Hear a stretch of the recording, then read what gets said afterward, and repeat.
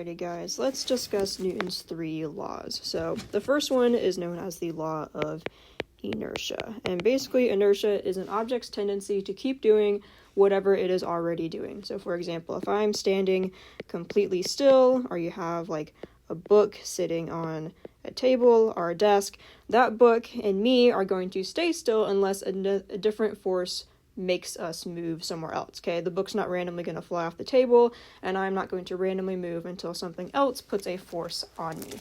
And anything in the universe that has inertia also has mass, and the more mass you have, the more inertia you have. So in this example, I would have more inertia because I have more mass than a textbook.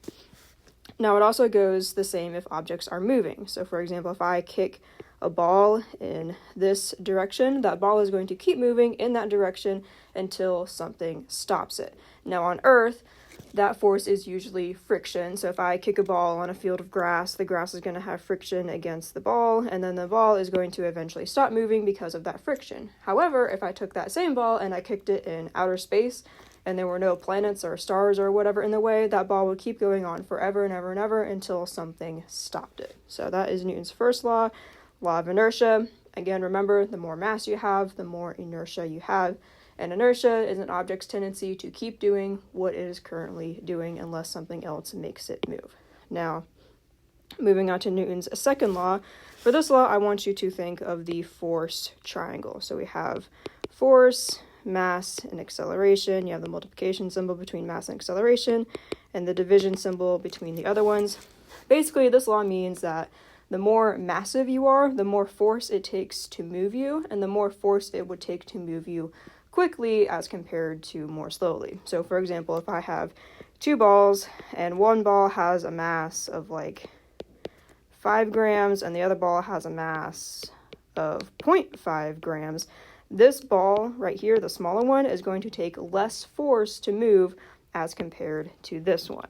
Now, there are different equations you can use to figure out exactly how much force and how much acceleration.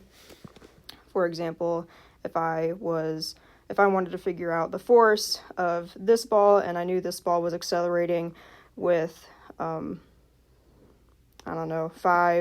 meters per second squared, I would simply times the 5 by 5 to get 25 newtons. So you don't have to worry so much about the math part, but that is how that works.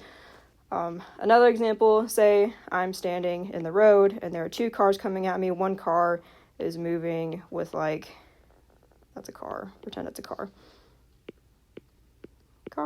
So pretend that this car is moving with an acceleration of 50 miles per hour, and this car is moving at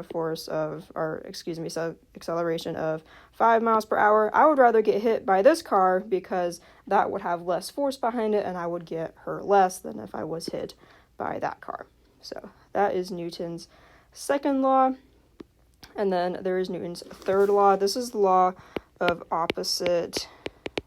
equal and opposite, reactions. Now this one is kind of the hardest one to understand, so I'll try to break it down simply. Basically, whenever you put a force on something, it has to move in some sort of way, according to Newton's second law. So whenever you are putting a force on something, it is also putting a force back on you. For example, I am standing on the floor, I am pushing down on the floor, and the floor is pushing back up on me. Okay, same thing is if a rocket is launching off of the Earth, the rocket pushes down on the planet, and the planet pushes up on the rocket, which is why it is able to move up. Now, going back to the rocket example, say I have the Earth here, and a little rocket. Okay, pretend that's a rocket. So let's say that the rocket is pushing down on the Earth with 50 newtons of force. That means that the Earth has to be pushing up on the rocket with 50 newtons of force. Now, according to what you learned about balanced and unbalanced forces, it would seem like these two would cancel each other out. However, they do not, because, again, remember going back to Newton's second law, the more massive something is, the harder it is to move it. So it takes a whole lot more force to move the entire planet, because the planet is 1,000,000 times more massive than this tiny rocket. So the Earth is going to move away just like a tiny, tiny, tiny fraction of a meter, like something you can barely even measure, while the rocket is going to move a lot more because it has less mass and it takes less force to move it.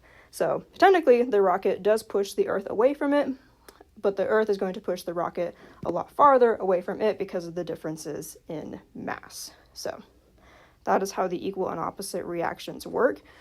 These happen all the time. It could be you sitting in a chair, the chair pushing up on you, rockets taking off, anything like that would count as an equal and opposite reaction.